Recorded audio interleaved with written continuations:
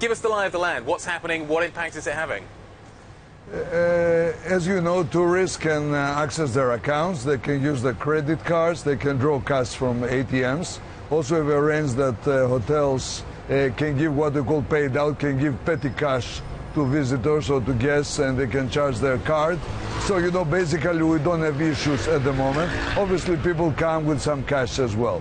So, from that point of view, the daily reality of the visitor in resorts in Athens has not been affected. Of course, people are worried, they ask a lot of questions.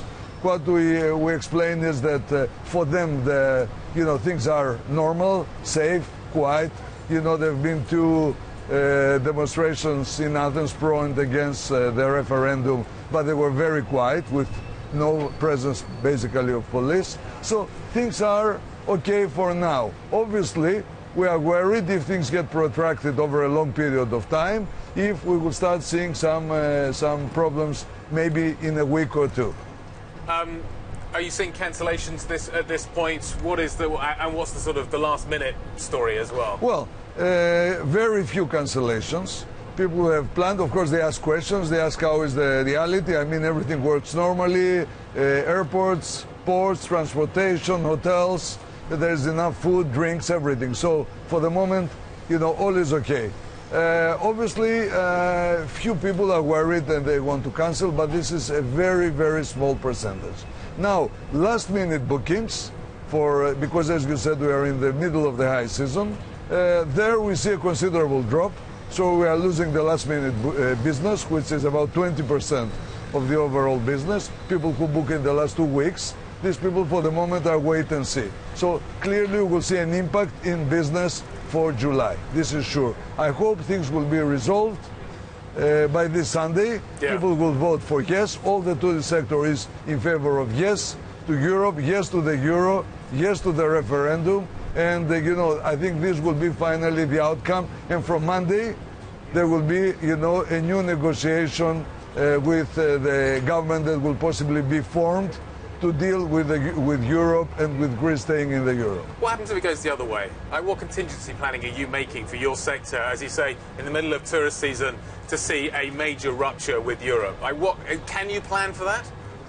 I don't think realistically anybody can plan for that, but I think the consequences will be so dire for the Greek economy. As you know, 70% of the Greek people want to stay in the euro. In the previous interview with your channel, I explained I don't see any possibility of Greece leaving the euro, because one day Greeks will vote, to stay in the euro. This is the vote coming this Sunday. We will see this Sunday if what I guessed will come true. I'm sure 100% people will vote for Greece to stay in the euro. It will be a yes in the referendum. And from Monday, obviously, things will start normalizing again. Are you worried about the possibility of significant increases in taxation on your members, though? This is something that is almost at the heart of the negotiation we're talking about. Yeah.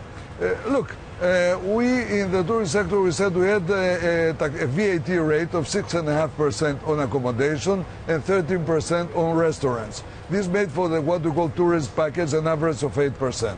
We said, okay, it's within the competitors' levels. Let me remind you, Turkey is 8% of both food and restaurants. Italy, Spain, and France are at 10%. Cyprus is at 9%. So we said, let's keep within this range. But we accepted even a 13%, both in accommodation and restaurants, because we said, okay, we need to help as well. Let's have a little bit above. But we don't want a 23% because we know this will kill tourism in Greece.